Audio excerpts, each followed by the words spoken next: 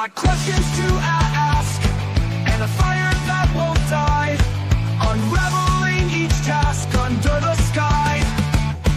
Oh, digger 420, curious Canuck, answers on your mind, never getting stuck.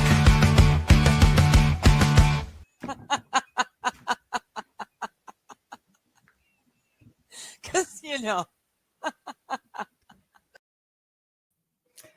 Hello. How is everyone? Oh, it is. Oh my gosh. My phone is like blowing up with alerts and notifications and all sorts of fun stuff. Okay, good. We're good. It is Thursday morning. It is 11 a.m. my time, Pacific, and we are here. We're going to read some more book, as I really enjoy reading book. So, hello, good morning. How is everyone? Let me just get this going. There we are. And good to go. So, Gene Hackman, may he rest in peace. He was a really, really great actor. He will be missed. I find it very odd. The means of his passing it seems strange to me. I like law. I like court cases. I like whodunits. They are saying that there is no foul play involved, and yet all three members of the household were found dead. So I don't know. The only thing I can think of that would get the whole household like that, no foul play, is like carbon monoxide poisoning or something. So that's a shitty way to go, but may he rest in peace. I'll have to throw some of his movies on in the next few weeks, kind of pay tribute to him myself. He's been in so many. Yeah, very or now I can't find the word. He was in a whole lot of movies, a lot of movies, a lot of important movies, in whatever way. Now, we are in part 3. It's kind of shaking out here. It looks like I'll basically, these reading streams will just go for 2 hours. I know some of them went really, really long with the first book, but the first book was really heavy. So, especially with easier to absorb books like this, we'll just not worry about chapters specifically. We'll just read for 2 hours and then call it a day. If we're in the middle of something really important, or, otherwise, not, we can stop a little early or late, but 2 hours roughly seems to work for this stream. So in that case, we are in part 3, transports. This is Oliver Sacks' The Man Who Mistook His Wife for a Hat and Other Clinical Tales. Delving into issues, illnesses or damage to the right hemispheres of the brain, which I'm finding very interesting.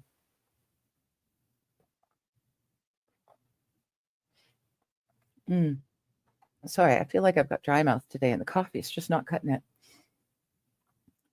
Anyways, this is, oh, hello, kitty cat. This is chapter 19, Murder. Donald killed his girl while under the influence of PCP. He had, or seemed to have, no memory of the deed, and neither hypnosis nor sodium amytal served to release any. There was, therefore, it was concluded when he stood trial, not a repression of memory, but an organic amnesia, the sort of blackout well described with PCP. The details, manifest on forensic examination, were macabre and could not be revealed in open court. Well, that's bad if they can't even read in the court case the details. It's got to be pretty bad. They were discussed in camera, concealed both from the public and from Donald himself. Comparison was made with the acts of violence occasionally committed during temporal lobe or psychomotor seizures.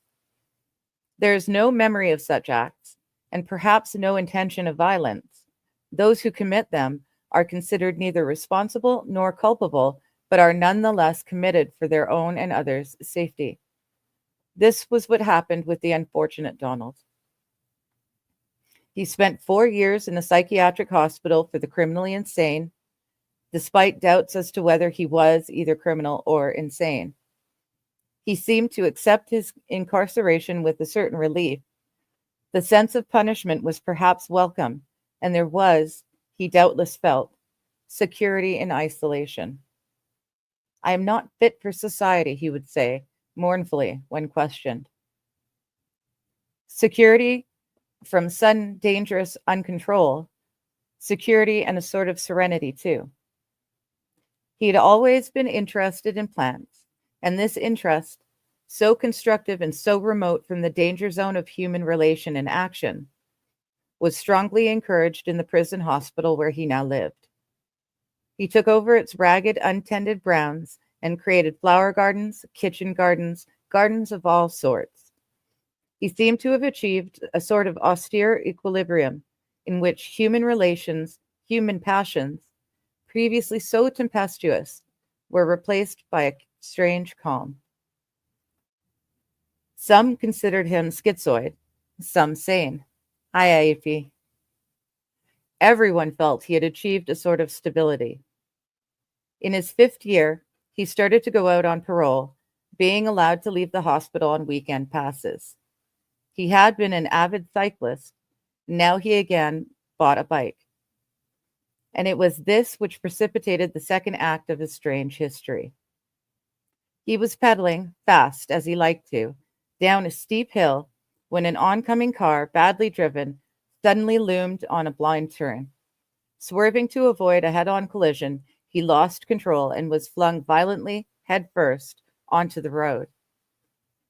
He sustained a severe head injury, massive bilateral subdural hematomas, which were at once surgically evacuated and drained, and severe contusion of both frontal lobes. He lay in a coma, hemiplegic, for almost 2 weeks, and then unexpectedly, he started to recover. And now at this point, the nightmares began.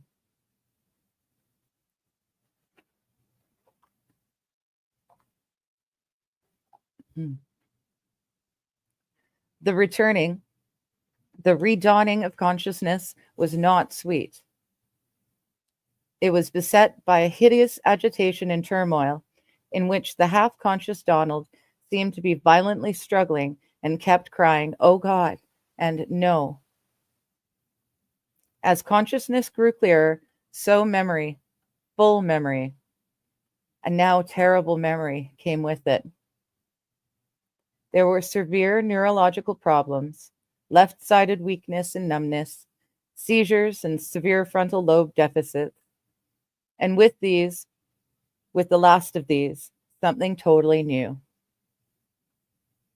The murder, the deed, lost to memory before, now stood before him in vivid, almost hallucinatory detail. Uncontrollable reminiscence welled up and overwhelmed him. He kept seeing the murder, enacting it again and again. Was this nightmare? Was this madness? Or was there now a hypernesis, a breakthrough of genuine, veridical, terrifyingly heightened memories? He was questioned in great detail, with the greatest care to avoid any hints or suggestions, and it was very soon clear that what he now showed was a genuine if uncontrollable, reminiscence. He now knew the minutest details of the murder, all the details revealed by forensic examination, but never revealed in open court, or to him. All that had been, or seemed, previously lost or forgotten, even in the face of hypnosis and amytal injection, was now recovered and recoverable. More, it was uncontrollable, and still more, completely unbearable. He twice attempted suicide on the neurosurgical unit and had to be heavily tranquilized and forcibly restrained. What had happened to Donald? What was happening with him? That this was a sudden interruption of psychotic fantasy was ruled out by the veridical quality of the reminiscence shown. And even if it were entirely psychotic fantasy, why should it occur now, quite suddenly, unprecedentedly, with his head injury? There was a psychotic or near psychotic charge to the memories. They were, in psychiatric parlance, intensely or over cathected, so much so as to drive Donald to incessant thoughts of suicide. But what would be a normal catharsis for such memory? The sudden emergence from total amnesia, not of some obscure Oedipal struggle or guilt, but of an actual murder. Sorry, I've got a cat. The cord dangles in just the right spots. Hey? Yeah.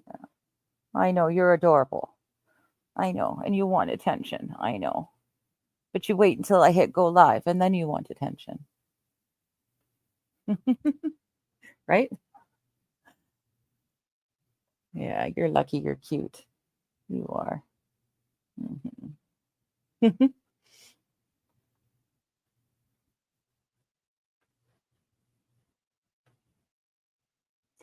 Was it possible that, with the loss of frontal lobe integrity, an essential prerequisite for the repression had been lost?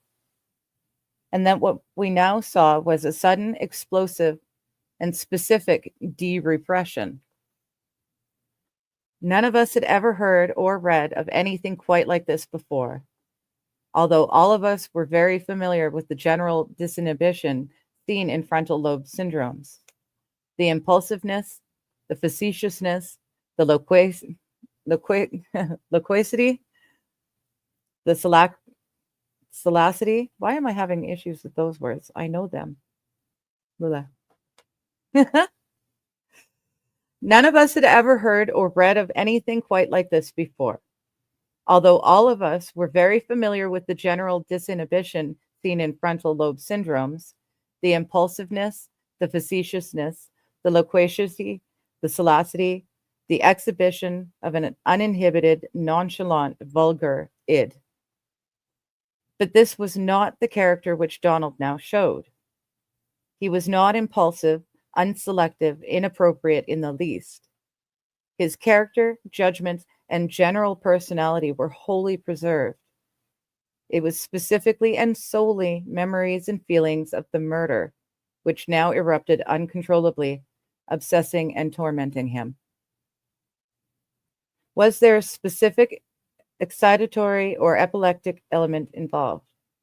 Here, EEG studies were especially interesting because it was evident using special nasopharyngeal electrodes, interesting, that in addition to the occasional grand mal seizures he had, there was an incessant seething, a deep epilepsy in both temporal lobes, extending down, one might surmise, but would need implanted electrodes to confirm, into the uncus, the amygdala, the limbic structures, the emotional circuitry which lies deep to the temporal lobes. Penfield and Perot had reported recurrent reminiscence or experiential hallucination in some patients with temporal lobe seizures.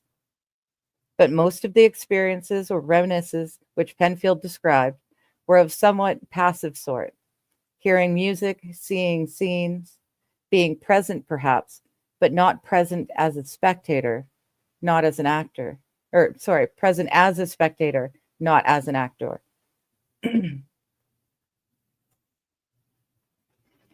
And yet this was not invariably so. In one particularly horrifying, traumatic case recorded by Penfield, the patient, a girl of 12, seemed to herself in every seizure to be running frantically from a murderous man who was pursuing her with a writhing bag of snakes. This experiential hallucination was a precise replay of an actual horrid incident which had occurred 5 years before. How horrible. Hello, Deadpool. How you doing? None of us had heard of such a patient re-experiencing, or rather reenacting, a deed. But this apparently was what was happening with Donald. No clear decision was ever reached. It remains only to tell the rest of the story. Youth, luck, time, natural healing, superior pre-traumatic function, aided by a Luriantic therapy for frontal lobe substitution, have allowed Donald over the years to make an enormous recovery. His frontal, pardon me, his frontal lobe functions now are almost normal. The use of new anticonvulsants, only available in the last few years, have allowed effective control of his temporal lobe seething. And here again, probably, natural recovery has played a part. Finally, with sensitive and supportive regular psychotherapy, the punitive violence of Donald's self-accusing superego has been mitigated, and the gentler scales of the ego now hold court. But the most important thing is this, that Donald has now returned to gardening. I feel at peace gardening, he says to me. No conflicts arise. Plants don't have egos. They can't hurt your feelings. The final therapy, as Freud said, is work and love. Donald has not forgotten or repressed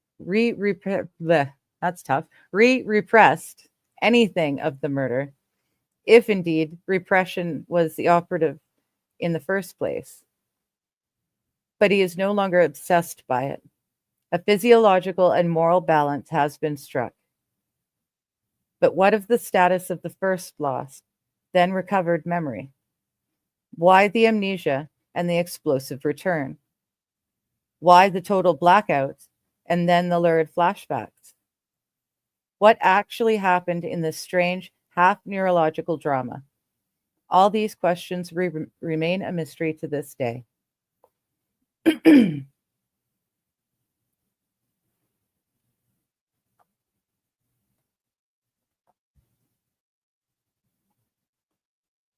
All right. There's an image here first. So it says Vision of the Heavenly City from a manuscript of Hildegard's Sevias, written at Bingen about 1180. This figure is a reconstruction from several visions of migrainous origin. Interesting. So,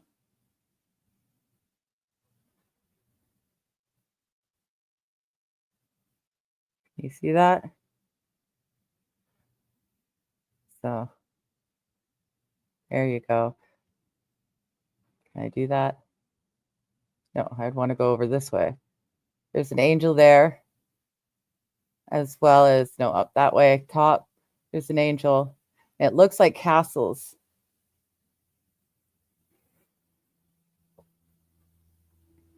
Castles with tiny patterns within them. Anyways, this is chapter 12, The Visions of Hildegard. The religious literature of all ages is replete with descriptions of visions in which sublime and ineffable feelings have been accompanied by the experience of radiant luminosity. William James speaks of photism in this context. It is impossible to ascertain in the vast majority of cases whether the experience represents a hysterical or psychotic ecstasy, the effects of intoxication, or an epileptic or migrainous manifestation. A unique exception is provided in the case of Hildegard de Bingen, who was born from 1098, lived till 1180, a nun and mystic of exceptional intellectual and literary powers, who experienced countless visions from earliest childhood to the close of her life, and has left exquisite accounts and figures of these two in 2 manuscript codices, which have come down to us, Sevius and Liber Divinorum Operum, or Book of Divine Works. Okay, I've heard of that. A careful consideration of these accounts and figures leaves no room for doubt concerning their nature. They were indisputably migrainous, and they illustrate, indeed, many of the varieties of visual aura earlier discussed. Charles Singer, in the course of an extensive essay on Hildegard's visions, selects the following phenomena as the most characteristic of them. In all, a prominent figure is a point or a group of points of light, which shimmer and move, usually in a wave-like manner, and are most often interpreted as stars or flaming eyes. Okay, I'll show you the figures in a minute. In quite a number of cases, one light larger than the rest exhibits a series of concentric circular figures of wavering form, than figure A, and often definite fortification figures that are described, radiating in some cases from a colored area, as in figures C and D.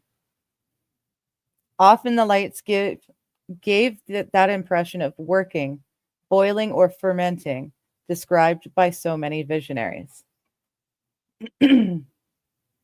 So varieties of migraine hallucination represented in the visions of Hildegard. In figure A, the background is formed of shimmering stars set upon wavering concentric lines. So that is, yeah, that way.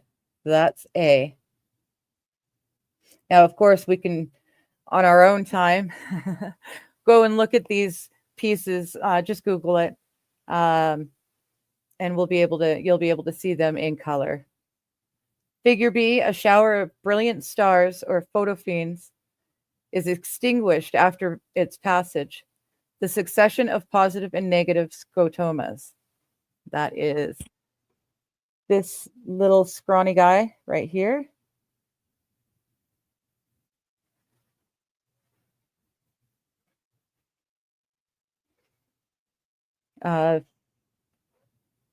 In figures C and D, Hildegard depicts typically migrainous fortification figures radiating from a central point, which in the original is brilliantly luminous and colored.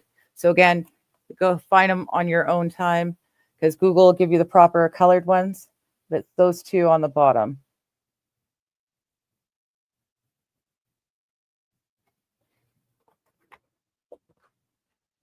You know what, let me just.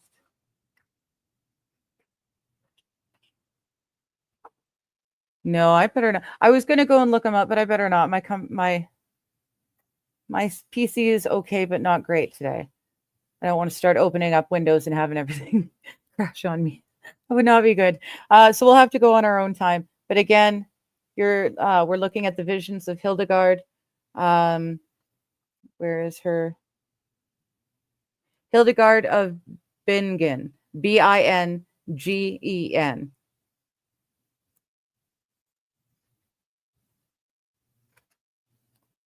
All right.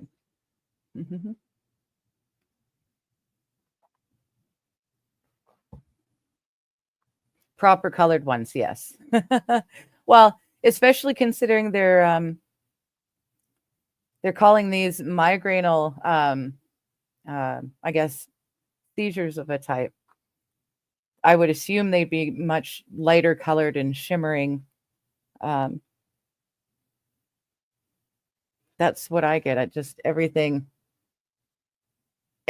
kind of like, yeah, bright and kaleidoscopy almost, but it's just too bright. Lights and sounds do it for me. So springtime is the worst every year. I'm guaranteed to have a couple of migraines in the spring, until I can adjust to having that much light input into my eyes on the daily.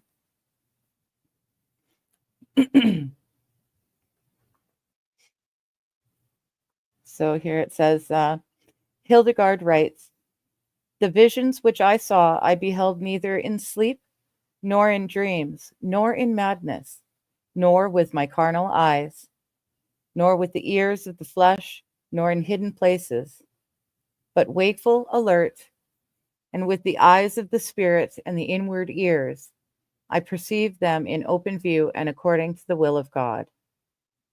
One such vision, illustrated by a figure of stars falling and being quenched by the ocean, which was figure B, signifies for her the fall of the angels. "I saw a great star most splendid and beautiful, and with it an exceeding multitude of falling stars, which with the star followed southward, and suddenly they were all annihilated, being turned into black coals, and cast into the abyss so that I could see them no more." Such is Hildegard's allegorical interpretation. Our literal interpretation, pardon me, would be that she experienced a shower of phosphines in transit across the visual field, their passage being succeeded by a negative scotoma. Visions with fortifications figures are represented in her Zelus Dei, which is figure C, and Seden Lucidus, figure D. The fortifications radiating from a brilliantly luminous and, in the original, shimmering and colored point. See, shimmering and colored. There you go, AP. Last migraine I had started with a cluster headache. Not fun, but that was years ago. Yeah, thank God I am down to usually, a couple in springtime. And if all goes well and I keep my good sunglasses with me, that's about it. But I remember when I first hit puberty, I guess because the insane amount of hormones, that's when my migraines were triggered. And I would have to have like earplugs on and sunglasses on and then pillows over my head in the darkest room that I could find. And it was just awful. Sounds reverberate over and over and over, and it just won't go away. And everything shimmers. Nothing, I can't see anything clearly. It just, yeah. Ugh. I do not enjoy. Thankfully, like I said, I only get a couple a year roughly now. Used to be all year long, near constant. It was awful. The red lens sunglasses will help. Red light calms the eyes. Yeah, I've heard about that. I can't offhand, I can't even remember what mine are, but I know that as long as I've got some of them at the 100%, it seems to be okay. And they have to be large enough to cover my peripheral, because that's where the light starts. That's where the migraine starts for me, is right here in my temples, and I can see the shimmering start in my peripheral.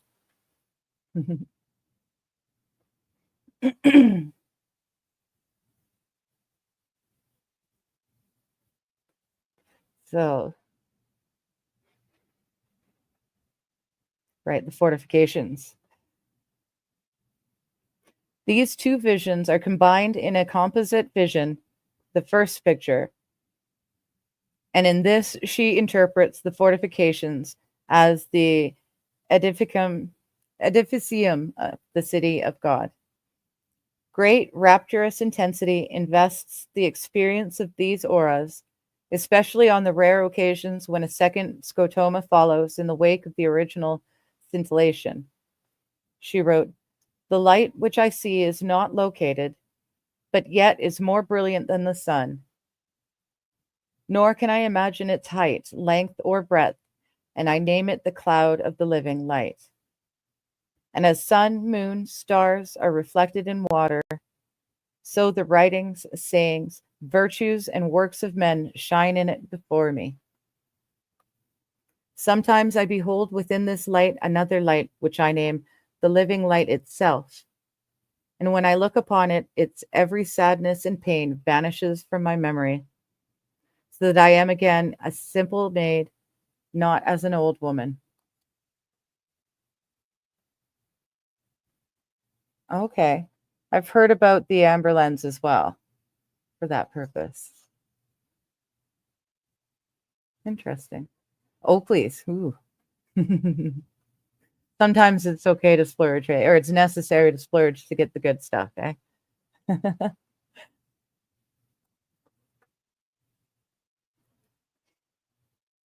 Invested with the sense of ecstasy, burning with that's just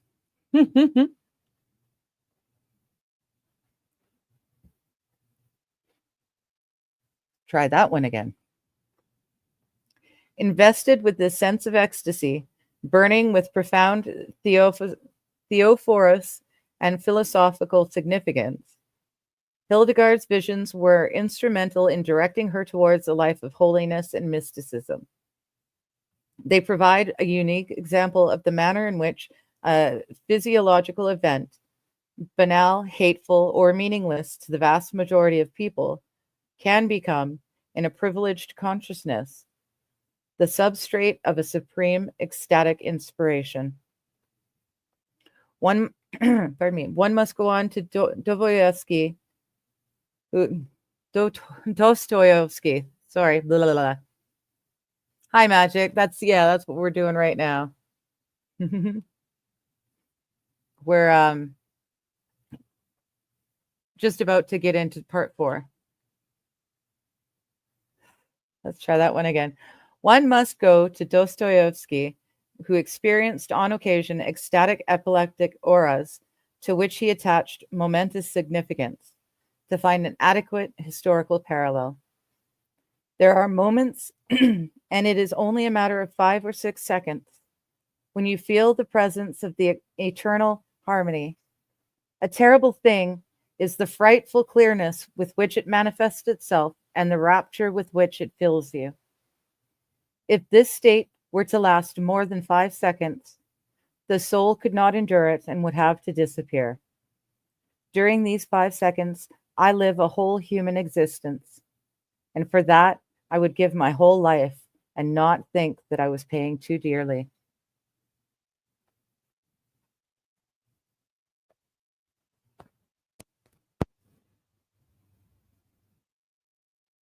Pardon me.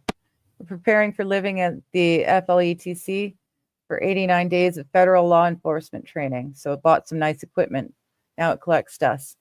Well, it doesn't have to collect dust. We just got to find different ways for you to use it. Just because you can't be federal law enforcement doesn't mean you can't make good use of your your fun toys. Because they're not toys, they're tools, but you know what I mean. Yeah, it's too bad. I think I did miss it. It went right over my head. I'm sorry. One day at a time. One day at a time, AP.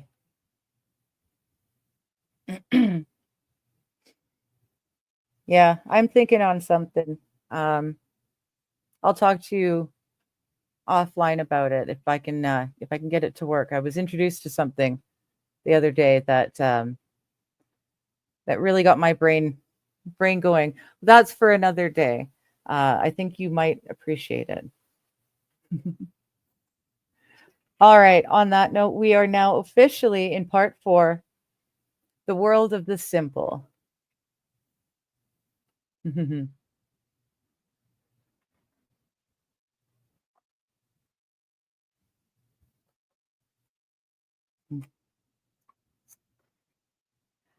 Introduction. When I started working with the retardates several years ago, this was their words, YouTube, please don't get mad at me. This is a book written in the 70s and 80s, and this is the actual terminology they used. Don't get mad at me. AP, you. I've got an idea. I mean, a few of us can make use of it, but let me formulate it, and then I'll DM you. AP.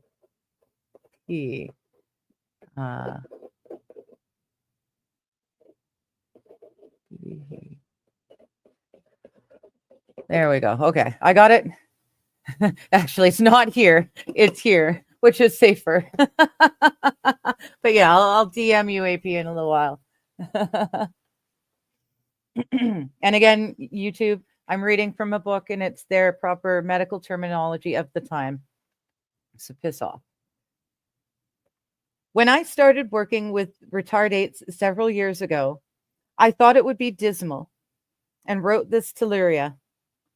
To my surprise, he replied in the most positive terms and said that there was no patient in general more dear to him, and that he counted his hours and years at the Institute of Defectology among the most moving and interesting of his entire professional life.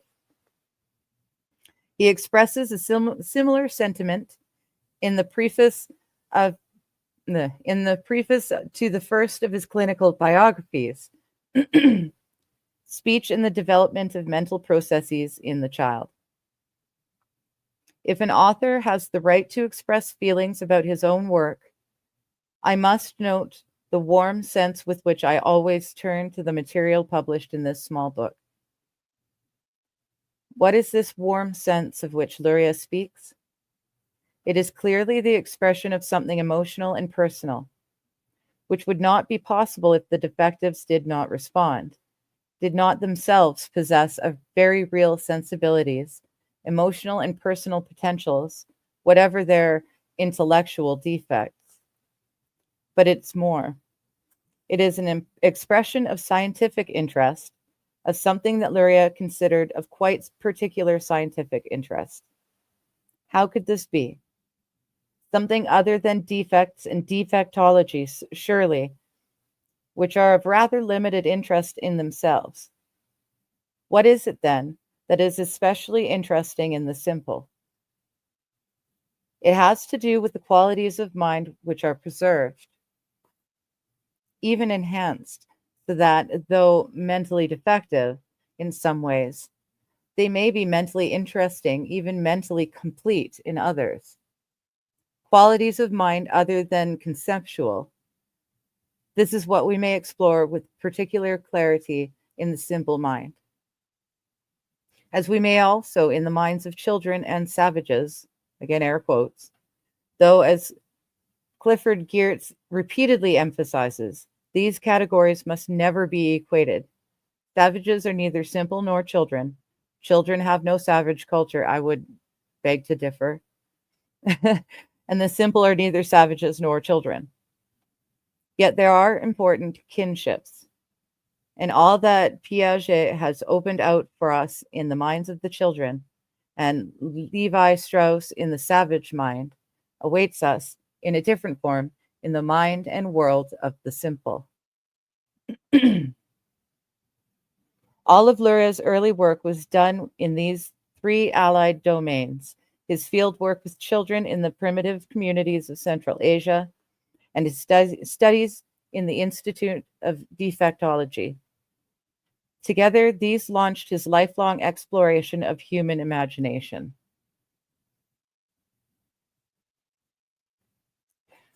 What awaits our study is equally pleasing to the heart and mind, and as such, especially incites the impulse to Luria's romantic science.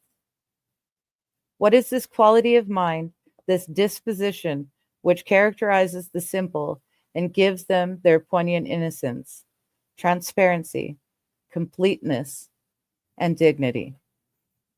A quality so distinctive, we must speak of the world of the simple as we speak of the world of the child or of the savage. If we are to use a single word here, it would have to be concreteness. Their world is vivid, intense, detailed, yet simple, precisely because it is concrete, neither complicated, diluted, nor unified by abstraction. By a sort of inversion or subversion of the natural order of things, concreteness is often seen by neurologists as a wretched thing, beneath consideration, incoherent, and regressed. Thus, for Kurt Goldstein, the greatest symptomizer of his generation, the mind, man's glory, lies wholly in the abstract and categorical, and the effect of brain damage, any and all brain damage, is to cast him out from this high realm into the almost subhuman swamplands of concrete. If a man loses the abstract categorical attitude from Goldstein, or propositional thought, it's Hewling Jackson's term, what remains is subhuman, of no moment or interest. I call this an inversion because the concrete is elemental. It is what makes reality real, alive, personal, and meaningful. All of this is lost if the concrete is lost, as we saw in the case of the almost Martian Dr. P, the man who mistook his wife for a hat, who fell in an un-Goldsteinian way from the concrete to the abstract. Much easier to comprehend and altogether more natural is the idea of the preservation of the concrete in brain damage, not regression to it, but preservation of it, so that the essential personality and identity and humanity, the being of this hurt creature, is preserved. This is what we see in Zazetsky, the man with a shattered world. He remains a man, quintessentially a man, with all the moral weight and rich imagination of a man, despite the devastation of his abstract and propositional powers. Here, Luria, while seeming to be supporting the formulations of Hewling, Jackson, and Goldstein, is at the same time turning their significance upside down. Zazetsky is no feeble Jacksonian or Goldsteinian relic, but a man in his full manhood, a man with his emotions and imagination wholly preserved, perhaps enhanced. His world is not shattered, despite the book's title. It lacks unifying abstractions, but is experienced as an extraordinarily rich, deep, and concrete reality. I believe all this to be true of the simple also. The more so as, having been simple from the start, they have never known or been seduced by the abstract, but have always experienced reality direct and unmediated, with an elemental and at times overwhelming intensity. We find ourselves entering a realm of fascination and paradox, all of which centers on the ambiguity of the concrete. In particular, as physicians, as therapists, as teachers, as scientists, we are invited, and indeed compelled, towards an exploration of the concrete. This is Luria's romantic science.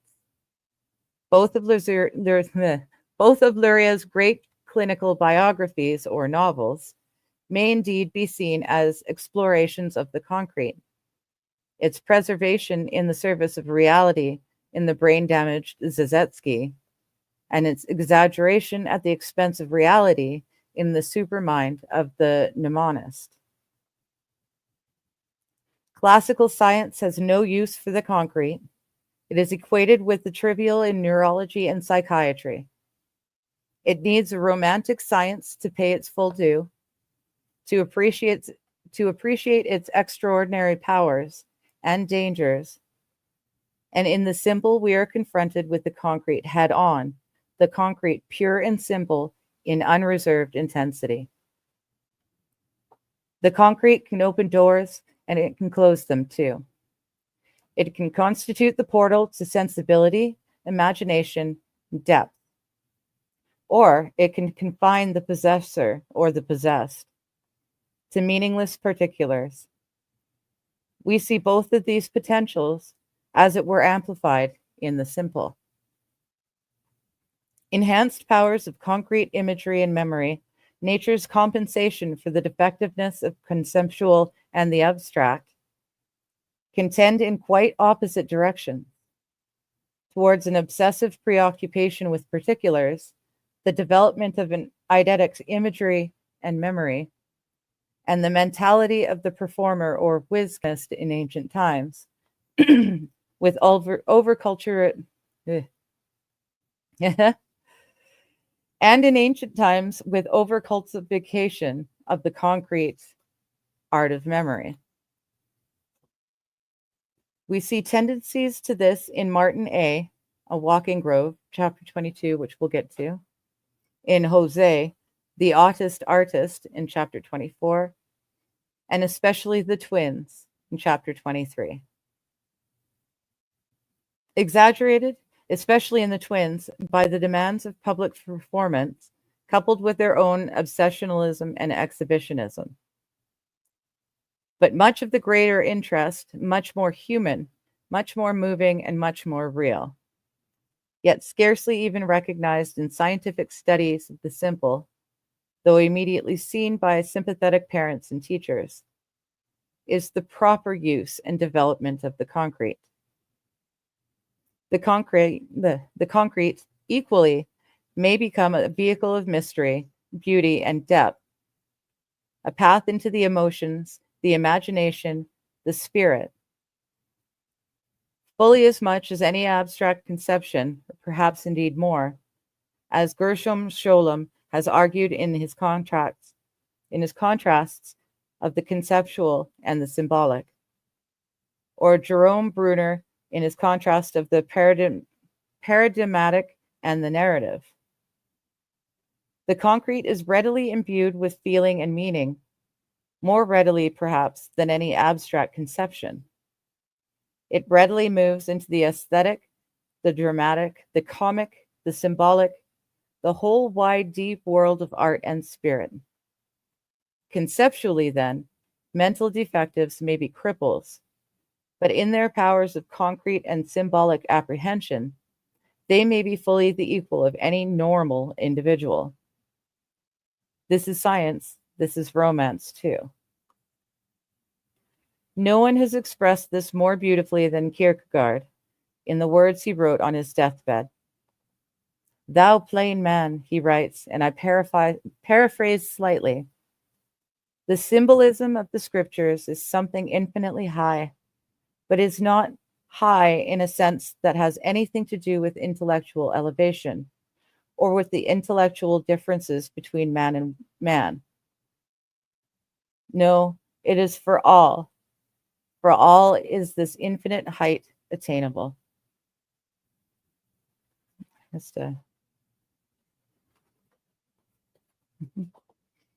A man may be very low intellectually, unable to put a key to a door, much less understand Newtonian laws of motion, wholly unable to comprehend the world as concepts, yet fully able and indeed gifted in understanding the world as concreteness, as symbols.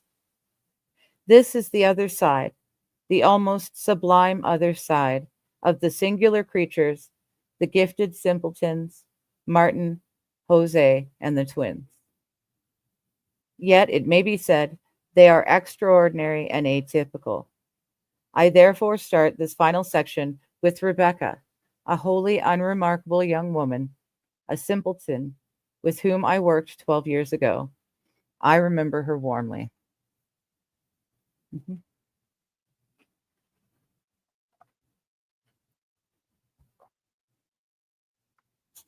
Chapter 21, Rebecca. Rebecca was no child when she was referred to our clinic. She was 19, but as her grandmother said, just like a child in some ways. She could not find her way around the block. She could not confidently open a door with the key. She could never see how the key went and never seemed to learn. She had left-right confusion. She sometimes put on her clothes the wrong way, inside out or back to front, without appearing to notice, or if she noticed, without being able to get them right. She might spend hours jamming a hand or a foot into the wrong glove or shoe, She seemed, as her grandmother said, to have no sense of space. She was clumsy and ill coordinated in all of her movements, a klutz, one report said, a motor moron, another, although when she danced, all her clumsiness disappeared. Rebecca had a partial cleft palate, which caused a whistling in her speech, short, stumpy fingers with blunt, deformed nails, and a high, degenerative myopia requiring very thick spectacles. All stigmata of the same congenital condition which had caused her cerebral and mental defects. She was painfully shy and withdrawn, feeling that she was, and had always been, a figure of fun. But she was capable of warm, deep, even passionate attachment. She had a deep love for her grandmother, who had brought her up since she was 3, when she was orphaned by the death of both parents. She was very fond of nature, and if she was taken to the city parks and botanic gardens, spent many happy hours there. She was very fond, too, of stories, though she had never learned to read, despite assiduous and even frantic attempts, and would implore her grandmother or others to read to her. She has a hunger for stories, her grandmother said, and fortunately her grandmother loved reading stories and had a fine reading voice which kept Rebecca entranced. And not just stories, poetry too. There seemed a deep need or hunger in Rebecca, a necessary form of nourishment, of reality for her mind. Nature was beautiful, but mute. It was not enough.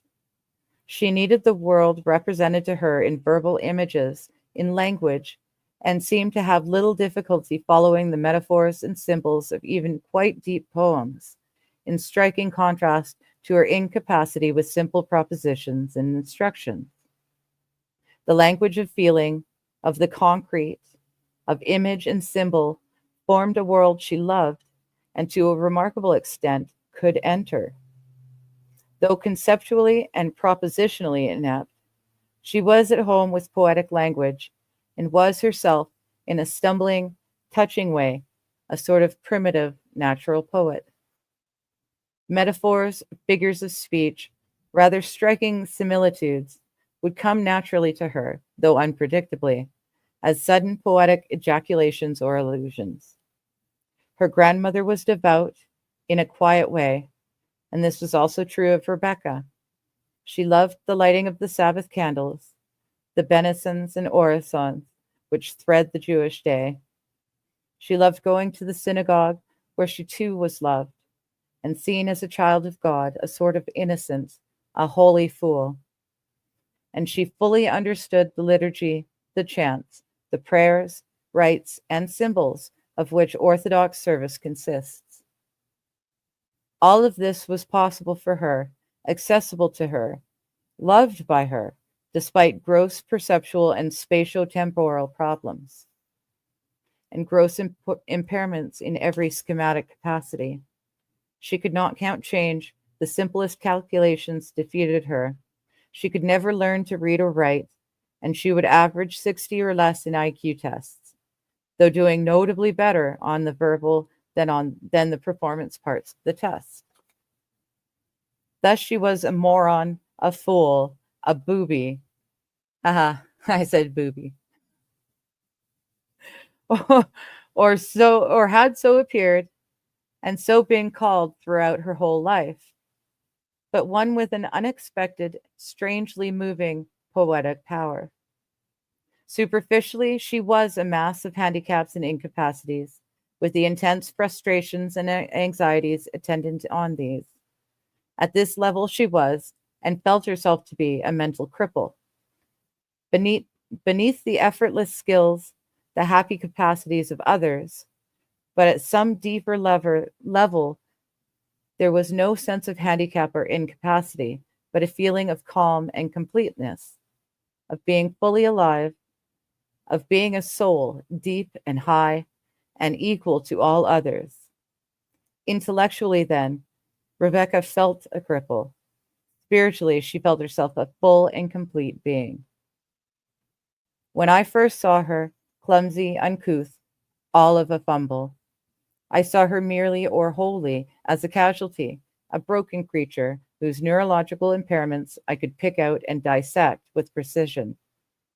A multitude of apraxias and agnosias, a mass of sensory motor impairments and breakdowns, limitations of intellectual schemata and concepts similar, by Piaget's criteria, to those of a child of 8.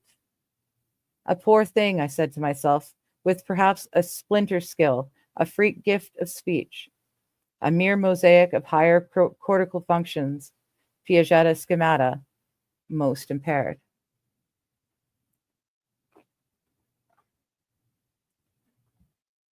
The next time I saw her, it was all very different.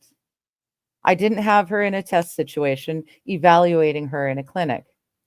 I wandered outside. It was a lovely spring day, with a few minutes in hand before the clinic started, and there I saw Rebecca sitting on a bench, gazing at the April foliage quietly, with obvious delight. Her posture had none of the clumsiness which had so impressed me before. Sitting there in a light dress, her face calm and slightly smiling, she suddenly brought to mind one of Chekhov's young women, Irene, Anya, Sonia, Nina, seen against the backdrop of a Chekhovian cherry orchard. She could have been any young woman enjoying a beautiful spring day. This was my human, as opposed to my neurological, vision. As I approached, she heard my footsteps and turned, gave me a broad smile, and wordlessly gestured. "Look at the world," she seemed to say. "How beautiful it is." And then there came out, in Jacksonian spurts, odd, sudden, poetic ejaculations. Spring, birth, growing, stirring, coming to life, seasons, everything in its time. I found myself thinking of Ecclesiastes. To everything there is a season, and a time to every purpose under heaven. A time to be born, and a time to die. A time to plant, and a time to sow. This was what Rebecca, in her disjointed fashion, was ejaculating. A vision of seasons, of times, like that of the preacher. She is an idiot Ecclesiastes, I said to myself, and in this phrase, my two visions of her, as idiot and as symbolist, met, collided, and fused. She had done appallingly in the testing, which in a sense was designed, like all neurological and psychological testing, not merely to uncover, to bring about deficits, but to decompose her into functions and deficits. She had come apart horribly in formal testing, but now she was mysteriously together and composed. Why was she so decomposed before? How could she be so recomposed now? I had the strongest feeling of two wholly different modes of thought, or of organization, or of being. The first schematic, pattern seeing, problem solving, this is what had been tested, and where she had been found so defective, so disastrously wanting. But the tests had given no inkling of anything but the deficits, of anything, so to speak, beyond her deficits. They had given me no hint of her positive powers, her ability to perceive the real world, the world of nature, and perhaps of the imagination, as a coherent, intelligible, poetic whole. Her ability to see this, think this, and, when she could, live this. They had given me no intimation of her inner world, which clearly was composed and coherent, and approachable as something other than a set of problems or tasks. But what was the composing principle which would allow her composure? Clearly it had something other than the schematic. I found myself thinking of her fondness for tales, for narrative composition and coherence. Is it possible, I wondered, that this being before me, at once a charming girl and a moron, a cognitive mishap, can use a narrative or dramatic mode of to compose and integrate a coherent world in place of the schematic mode, which in her is so defective that it simply doesn't work. And as I thought, I remembered her dancing and how this could organize her otherwise ill-knit, clumsy movements. Our tests, our approaches, I thought, as I watched her on the bench, enjoying not just a simple but a sacred view of nature. Our approach and our evaluations are ridiculously inadequate. They only show us deficits. They do not show us powers. They only show us puzzles and schemata. And when we need to see music, narrative, play, a being conducting itself spontaneously in its own natural way.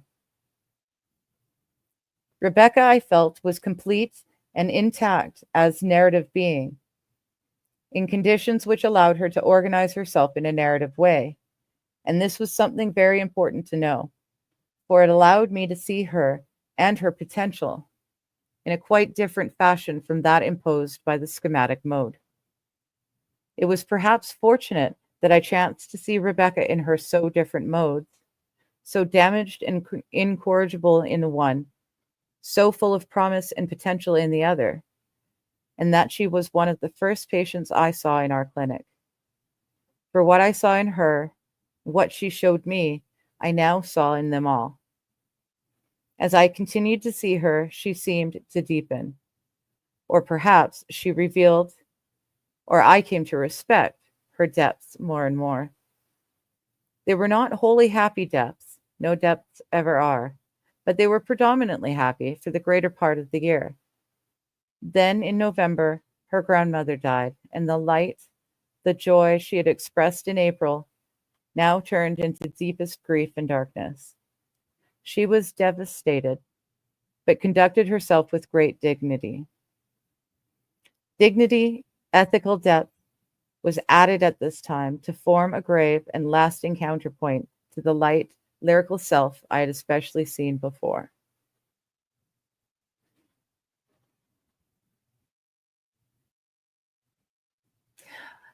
Well, that's just it. Yeah, he's pointing out that what he saw as an idiot with a deficit is actually anything but. I think it's really cool that he's seeing the difference, and like he said here, it was perhaps fortunate that I had a chance to see Rebecca in her so different modes, so damaged and incorrigible in the one, so full of promise and potential in the other, and that she was one of the first patients I saw in our clinic. For what I saw in her, what she showed to me, I now saw in them all. So it's interesting that he can be aware enough to realize that in seeing the two sides to her actually helped him as a physician with others. But yeah, I really, it's, I mean, growing up, we used the, idiot and retard, that sort of thing, but they were just kids' words, I forget sometimes that those were actual medical terminology once used. It's, yeah, it's nice that we've gotten past it, but then sometimes I think we've gone too far in the other direction. Now we're not ignoring these people, but we're giving some with definite mental issues a lot more control over the world than there should. But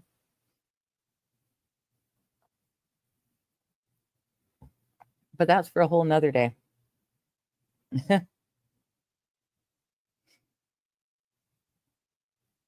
I called on her as soon as I heard the news, and she received me with great dignity, but frozen with grief, in her small room in the now empty house. Her speech was again ejaculated in Jacksonian, in brief utterances of grief and lamentation. Why did she have to go? She cried, and added, I'm crying for me, not for her. Then after an interval, Granny's all right. She's gone to her long home. Long home. Was this her own symbol, or an unconscious memory of, or allusion to Ecclesiastes? I'm so cold, she cried, huddling into herself. It's not outside, it's winter inside, cold as death. She was a part of me, and part of me died with her. Exactly, AP. It's the same with people that use retard for autism. It's not the same thing. Yeah.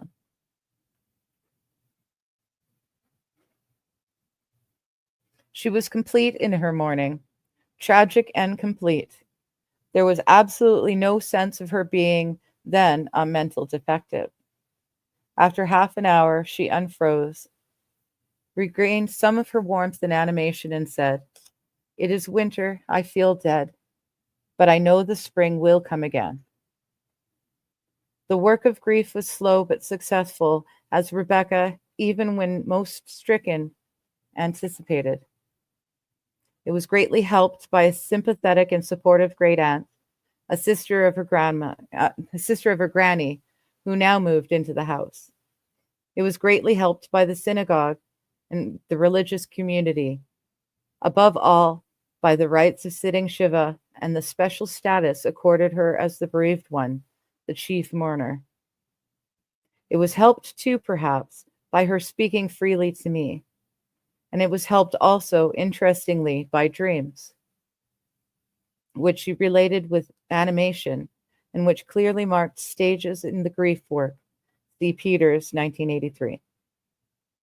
As I remember her, like Chekhov's Nina in the April sun, so I remembered her, etched with tragic clearness in the dark November of that year, standing in the bleak cemetery of Queens, saying the Kaddish over her mother's grave, her grandmother's grave. Prayers and Bible stories had always appealed to her, going with the happy, the lyrical, the blessing side of her life. Now, in the funeral prayers, in the 103rd Psalm, and above all in the Kaddish, she found the right and only words for her comfort and lamentation. During the intervening months between my first seeing her in April and her grandmother's death in November, Rebecca, like all our clients, an odious term that it was becoming fashionable, supposedly less degrading than patience, was pressed into a variety of workshops and classes as part of our developmental and cognitive drive. These too were in terms at the time. It didn't work with Rebecca. It didn't work with most of them. It was not, I came to think, the right thing to do, because what we did was to drive them full tilt upon their limitations, as had already been done futilely and often to the point of cruelty throughout their lives. We paid far too much attention to the defects of our patients, as Rebecca was the first to tell me, and far too little to what was intact or preserved. To use another piece of jargon, we were far too concerned with the defectology and far too little with the narratology, the neglected and needed science of the concrete. Rebecca made clear, by concrete illustrations, by her own self, the two wholly different, wholly separate forms of thought and mind, paradigmatic and narrative, in Bruner's terminology. And though equally natural and native to the expanding human mind, the narrative comes first, has spiritual priority. Very young children love and demand stories and can understand complex matters presented as stories, when their powers of comprehending general concepts, paradigms, are almost non-existent. It is this narrative or symbolic power which gives a sense of the world, a concrete reality in the imaginative form of symbol and story, when abstract thought can provide nothing at all. A child follows the Bible before he follows Euclid. I'm sure I've said that wrong. Euclid. Not because the Bible is simpler, the reverse might be said, but because it is cast in a symbolic and narrative mode. In this way, Rebecca, at 19, was still, as her grandmother said, just like a child. Like a child, but not a child, because she was an adult. The term retarded suggests a persisting child, the term mentally defective, a defective adult. Both terms and both concepts combine deep truth and falsity. With Rebecca and with other defectives allowed or encouraged in a personal development, the emotional and narrative and symbolic powers can develop strongly and exuberantly and may produce, as in Rebecca, a sort of natural poet, or as in Jose, a sort of natural artist. While the paradigmatic or conceptual powers, manifestly feeble from the start, grind very slowly and painfully along, and are only capable of a very limited and stunted development. Rebecca realized this fully, as she had shown it to me so clearly, so right from the very first day I saw her. When she spoke of her clumsiness and of how her ill-composed and ill-organized movements became well-organized, composed, and fluent with music, when she showed me how she herself was composed by a natural scene, a scene with an organic, aesthetic, and dramatic unity and sense. Euclid, thank you. I did say it right. Like I've read it. Can't for the life of me remember how it sounds.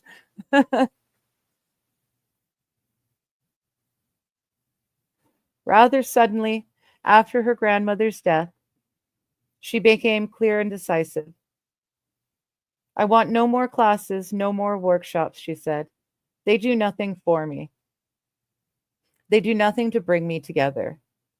And then, with that power for the apt model or metaphor I so admired, and which was so well developed in her despite her low IQ, she looked down at the office carpet and said, I'm like a sort of living carpet. I need a pattern, a design, like you have on that carpet. I come apart and I unravel unless there's a design. I looked down at the carpet as Rebecca said this and found myself thinking of Sherrington's famous image, comparing the brain-mind to an enchanted loom, weaving patterns ever dissolving, but always with meaning. I thought, can one have a raw carpet without a design? Could one have the design without the carpet? But this seemed like the smile without the Cheshire cat. A living carpet, as Rebecca was, had to have both. And she especially, with her lack of schematic structure, the warp and the woof, the knit of the carpet, so to speak, might indeed unravel without a design, the scenic or narrative structure of the carpet. I must have meaning, she went on. The classes, the odd jobs have no meaning. What I really love, she added wistfully, is the theater. We removed Rebecca from the workshop she hated and managed to enroll her in a special theater group. She loved this. It composed her, and she did amazingly well. She became a complete person, poised, fluent, with style in each role. And now if one sees Rebecca on stage, for theater, and the theater group soon became her life, one would never even guess that she was mentally defective. Postscript. The power of music, narrative, and drama is of the greatest practical and theoretical importance. One may see this even in the case of idiots with IQs below 20 and the extremist motor incompetence and bewilderment. Their uncouth movements may disappear in a moment with music and dancing. Suddenly with music, they know how to move. We see how the retarded, unable to perform fairly simple tasks involving perhaps 4 or 5 movements or procedures in sequence, can do these perfectly if they work to music. The sequence of movements they cannot hold as schemes being perfectly holdable as music, i.e. embedded in music. The same may be seen very dramatically in patients with severe frontal lobe damage and apraxia. An inability to do things, to retain the simplest motor sequences and programs, even to walk, despite perfectly preserved intelligence in all other ways. This procedural defect, or motor idiocy, as one might call it, which completely defeats any ordinary system of rehabilitative instruction, vanishes at once if music is the instructor. All of this, no doubt, is the rationale, or one of the rationales, of work songs.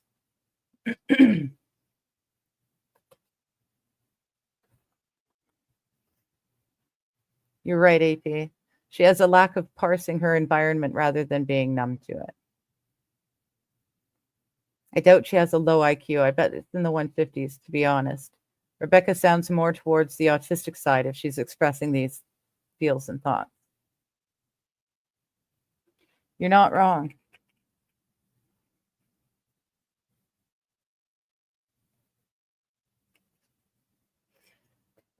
Hello, MSO. I'll be there soon. What we see fundamentally is the power of music to organize, and to do this efficaciously as well as joyfully. When abstract or schematic forms of organization fail.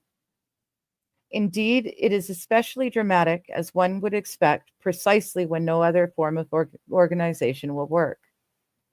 Thus, music, or any other form of narrative, is essential when working with the retarded or apraxic.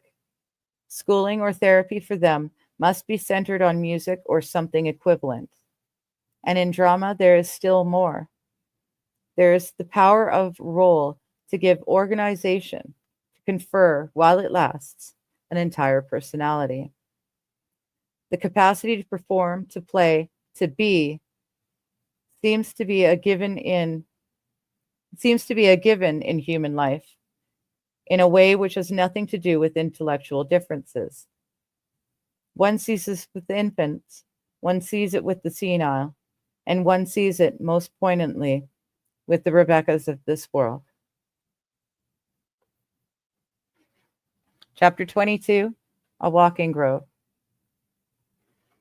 Martin A., aged 61, was admitted to our home towards the end of 1983, having become Parkinsonian and unable to look after himself any longer. He had had a nearly fatal meningitis in infancy, which caused retardation, impulsiveness, seizures, and some spasticity on one side. He had very limited schooling, but a remarkable musical education. His father was a famous singer at the Met. He lived with his parents until their death, and thereafter eked out a marginal living as a messenger, a porter, and a short order cook. Whatever he could do before he was fired, as he invariably was, because of his slowness, dreaminess, or incompetence. It would have been a dull and disheartening life had it not been for his remarkable musical gifts and the sensibilities and the joy this brought him and others. He had an amazing musical memory. I know more than 2,000 operas, he told me on one occasion, although he had never learned or been able to read music. Whether this would have been possible or not was not clear. He had always depended on his extraordinary ear, his power to retain an opera or an oratorio,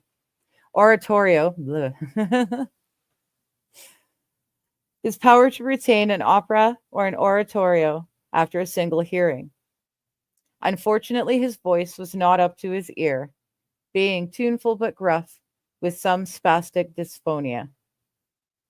His innate hereditary musical gift had clearly survived the ravages of meningitis and brain damage, or had it? Would he have been a Caruso if undamaged? Or was his musical development, to some extent, a compensation for brain damage and intellectual limitations? We shall never know. What is certain is that his father transmitted not only his musical genes, but his own great love for music in the intimacy of a father-son relationship, and perhaps especially tender relation of a parent to a retarded child. Martin, slow and clumsy, was loved by his father and passionately loved him in return, and their love was cemented by their shared love of music. The great sorrow of Martin's life was that he could not follow his father and be a famous opera and oratorio singer like him.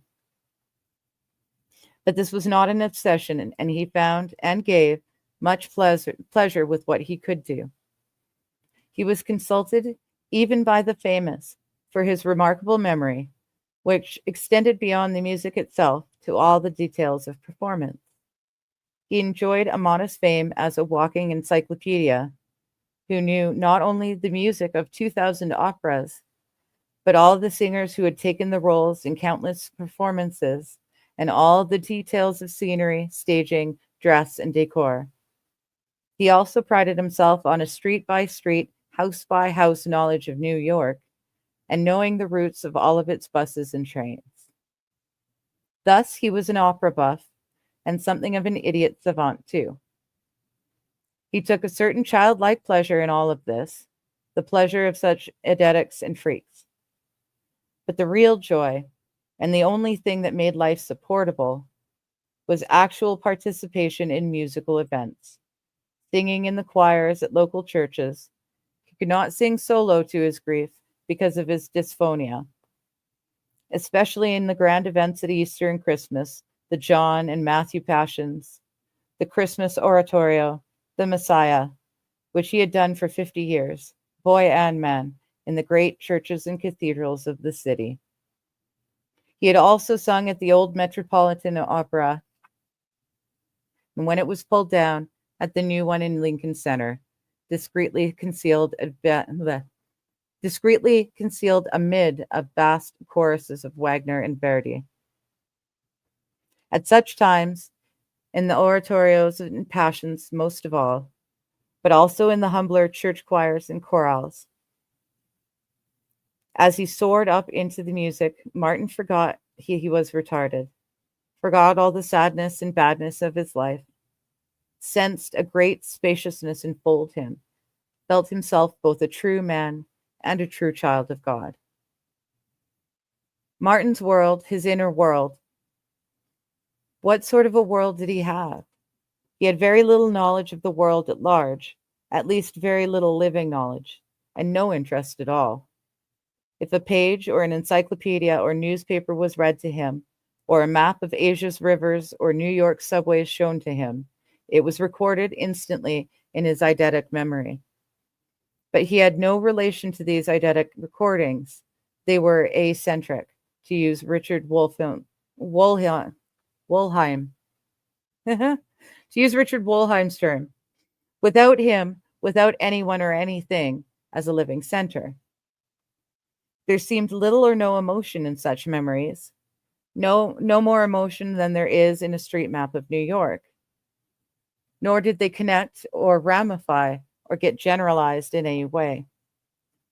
Thus, his eidetic memory, the freak part of him, did not in itself form or convey any sense of a world.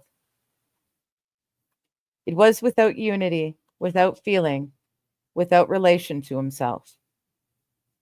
It was physiological, one felt, like a memory core or a memory bank, but not part of a real and personal living self.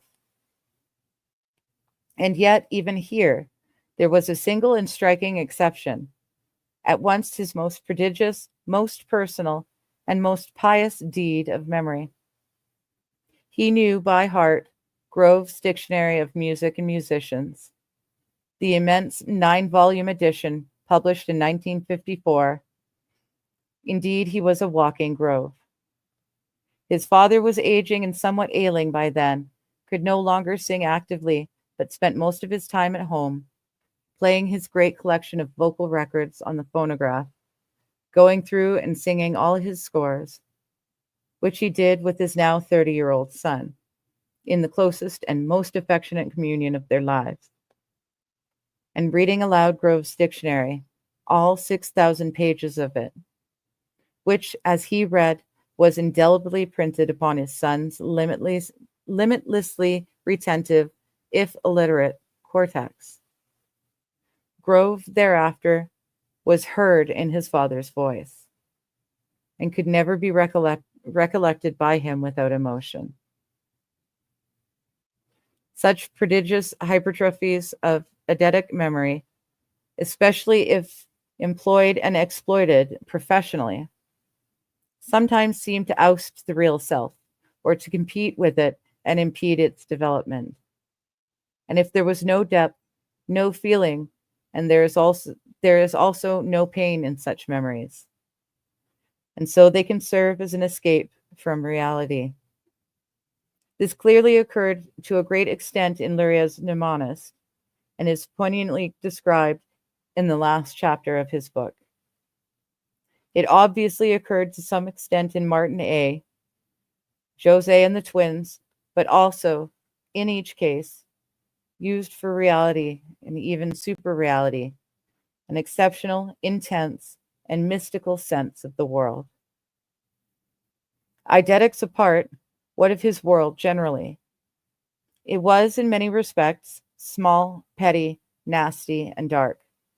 The world of a retardate who had been teased and left out as a child, and then hired and fired contemptuously from menial jobs as a man. The world of someone who had rarely felt himself or felt regarded as a proper child or man. Hello, Brian. Hyper hustle today at work, trying to get everything squared away for your 4-day weekend. Nice. Nice. You get at it, bud, and enjoy the 4-day weekend. Hello, Sam B. How you doing? The W is pronounced as a V. Okay.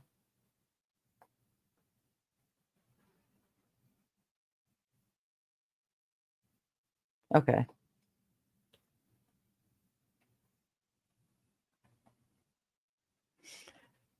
He was often childish and sometimes spiteful and prone to sudden tantrums. And the language he then used was that of a child. "I'll throw a mud pie in your face," I once heard him scream, and occasionally he spat or struck out. He sniffed, he was dirty, he blew snot on his sleeve. He had the look, and doubtless the feelings, at such times of a small, snotty child. These childish characteristics, topped off by his irritating, eidetic showing off, endeared him to nobody. He soon became unpopular in the home and found himself shunned by many of the residents. A crisis was developing, with Martin regressing weekly and daily, and nobody was quite sure at first what to do. It was at first put down to adjustment difficulties, such as all patients may experience on giving up independent living outside and coming into a home.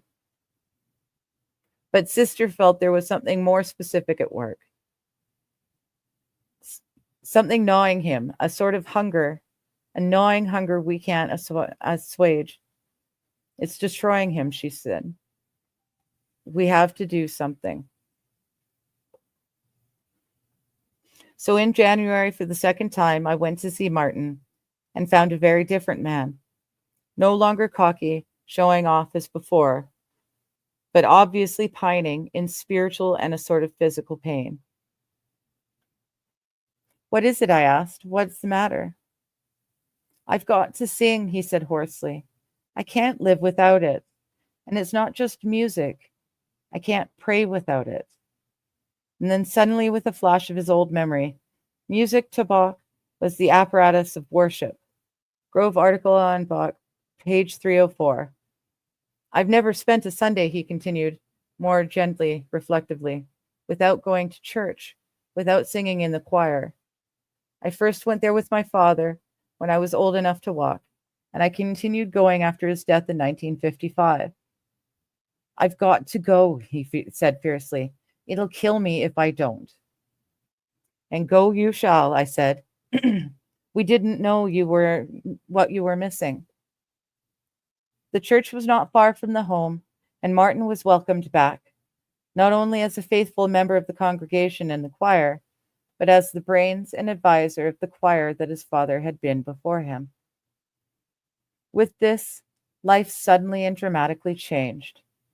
Martin had resumed his proper place, and he felt it.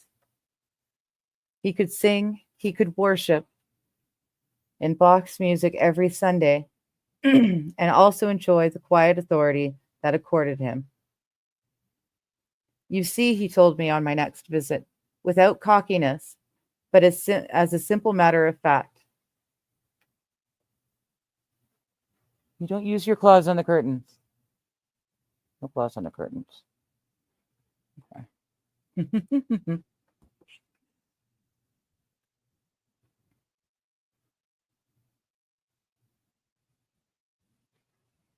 5 weeks of them, so I sprinkle them throughout the year. Oh, nice. Not relaxing too much. I have items I can't use anymore, and I'll take pictures and try to sell. Brian's saying, yeah, I get 12 vacation days a year, but next year I get 17 days. Ooh, 17 days. Wife doesn't get any until November or something, so I'm using my vacation days on video game releases. Nice. That's one way to go about it. Hello, OG. How you doing? Hello, Island. How you doing too? It's great to see you guys.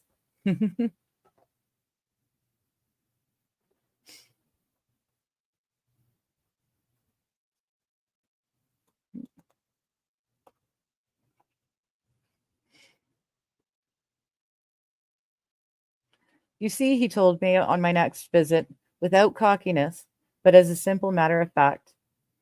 They all know I know Bach's liturgical and choral music.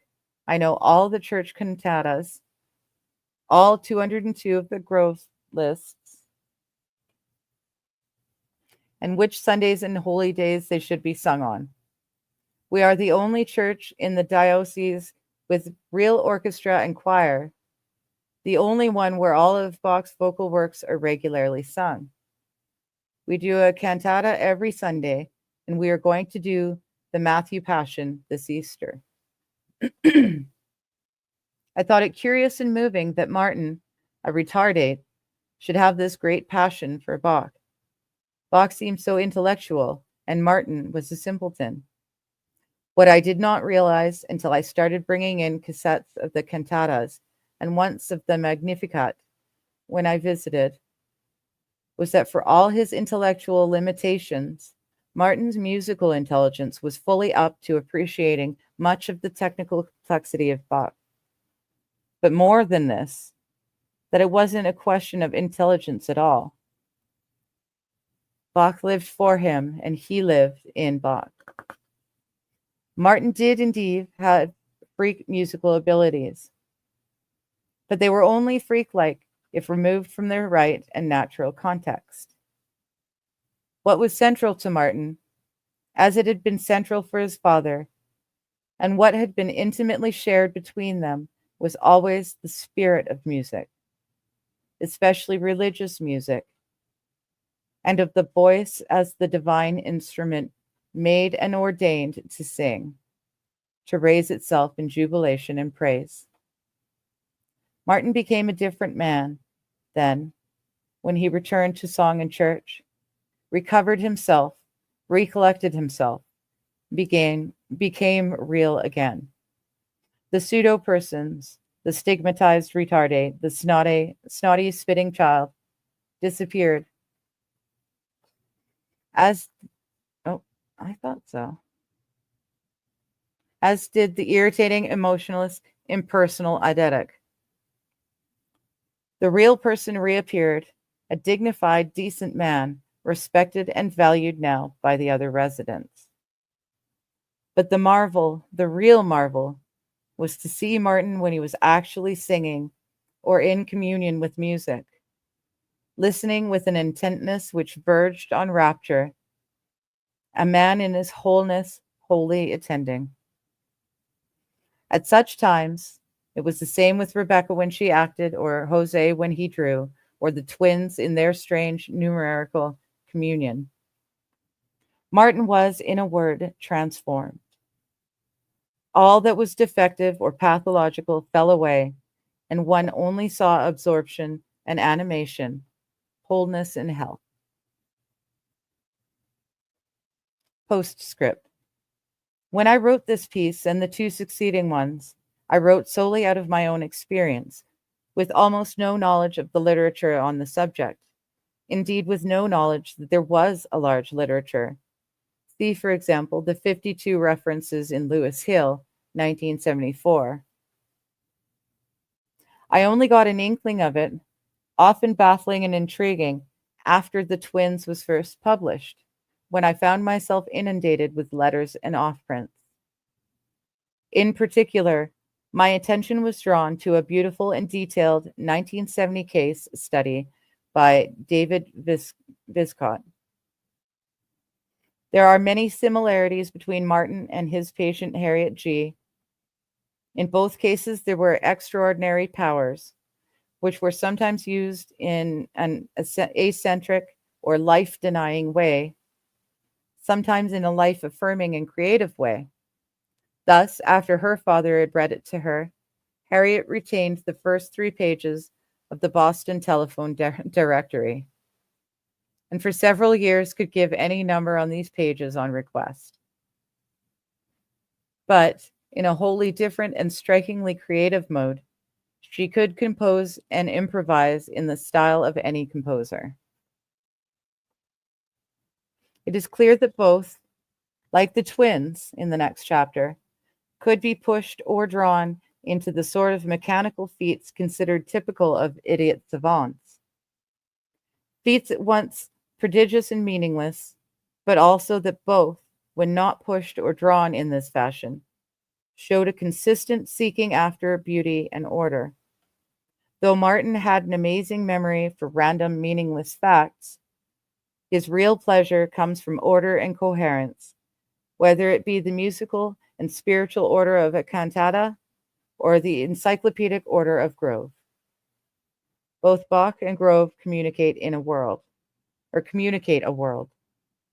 Martin, indeed, has no world but music, as is the case with Viscott's patient. But this world is a real world, makes him real, and can transform him. This is marvelous to see with Martin, and it was evidently no less so with Viscott's patient, Harriet G. He writes, "This ungainly, awkward, inelegant lady, this overgrown 5-year-old, became absolutely transformed when I asked her to perform for a seminar at Boston State Hospital. She sat down demurely, stared quietly at the keyboard until we all grew silent, and brought her hands slowly to the keyboard and let them rest a moment. Then she nodded her head and began to play with all the feeling and movement of a concert performer. From that moment, she was another person." One speaks of idiot savants as they had an odd knack or talent of a mechanical sort, with no real intelligence or understanding. This indeed was what I first thought with Martin, and continued to think until I brought in the Magnificat. Only then did it finally become clear to me that Martin could grasp the full complexity of such a work, and that it was not just a knack or a remarkable rote memory at work, but a genuine and powerful musical intelligence. I was particularly interested, therefore, after this book was first published, to receive a fascinating article by L.K. Miller entitled "Developmentally Delayed Musical Savants' Sensitivity to Tonal Structure." Meticulous study of this 5-year-old prodigy with severe mental and other handicaps due to maternal rubella showed not one rote memory of a mechanical sort, but impressive sensitivity to the rules governing composition, particularly the role of different notes in determining diatonic key structure, implying implicit knowledge of structural rules in a general sense. That is, rules not limited to specific examples provided by one's experience. This, I am convinced, is the case with Martin too, and one must wonder whether it may not be true of all idiot savants, that they may be truly and creatively intelligent, and not just have a mechanical knack in a specific realm, musical, numerical, visual, whatever, in which they excel. It is the intelligence of a Martin, a Jose, the twins, albeit in a special and narrow area, that finally forces itself on one. And it is this intelligence that must be recognized and nurtured. All right. Well, I'm going to call it there. We're at an hour and 40, not quite 2 hours, but I have a feeling next week we'll be able to finish this book. It's so much easier a read. Really, it's so much easier than Behold a Pale Horse. It's a lighter thing too. When we do finish The Man Who Mistook His Wife for a Hat, we will be reading Prepare. If I can get it. This will be our there we go. This will be our next book. Prepare, the Handbook for Individual Freedom. I am very lucky. I know Stephen Gosney, not very, very well, but I've been fortunate enough to meet him on stream and in chats quite a few times. And he has kindly sent me the latest edition of Prepare. So I will be reading from the PDF. But I do have the hardcover book. I prefer to have a hardcover book whenever possible. But of course, I want to get you the most up-to-date information in that case. So I will be reading Prepare. I'm very excited to start that one. And honestly, I believe we will finish The Man Who Mistook His Wife for a Hat next week. I'm pretty sure we'll get through it next week. Let me catch up.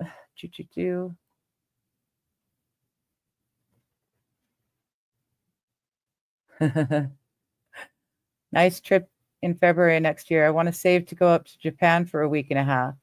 See the Sapporo Ice Festival. That sounds like a wonderful idea, Brian. That would be great.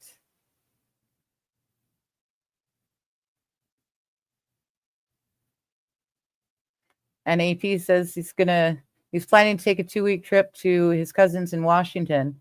Take the train and see the north part of the country. That will be fun too. That's kind of what I'm doing, only in reverse. AP says that trip or a cruise to the Caribbean. That too would be nice. AP is saying idiot savant was the original term for autism. In the 90s, the doctors finally used a proper term. Not idiots at all, unable to process the world outside a specific mechanism. Exactly.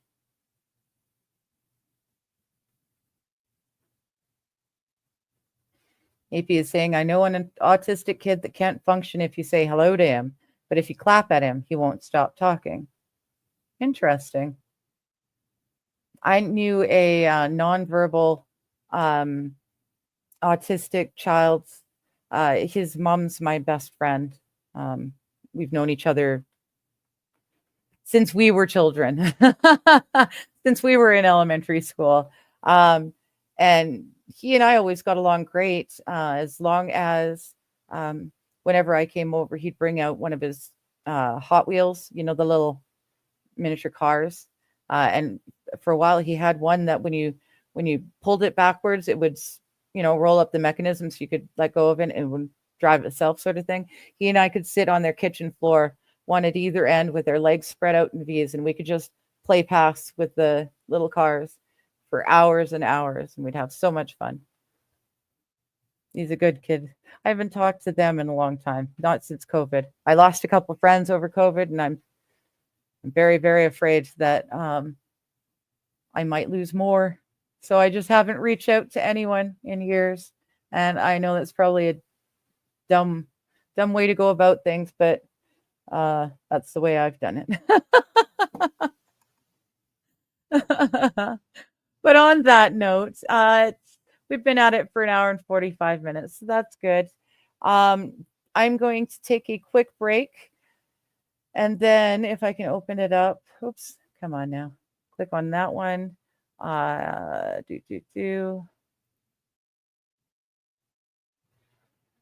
There we go.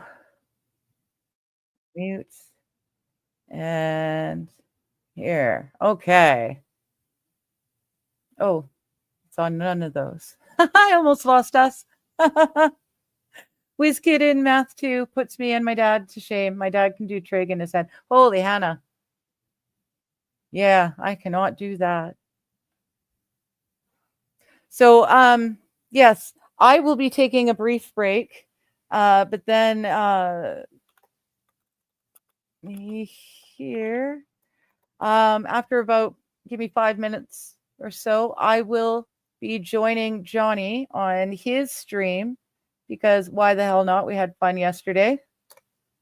So you can, he's already live. You can follow him over there, and I'll be there in about 5-10 minutes. So thank you so much for hanging out with me. Like I said, next week we'll finish this book, and then the next book will be Prepare.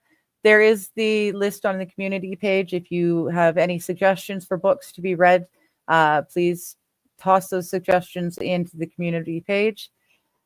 And oh, there comes the kitty. It's lunchtime. I'll see you guys later. Be well. She's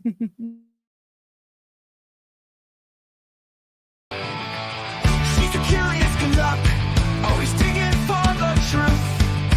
Searching in the night, you feel all that proof. With her shovel in hand, she roams the universe, exploring every land, no map, no reverse. Oh, dig a 420, curious conduct. Answers on your mind, never getting stuck. Riding waves of stars through the cosmic sea, finding who we are in the galaxy. She's got questions to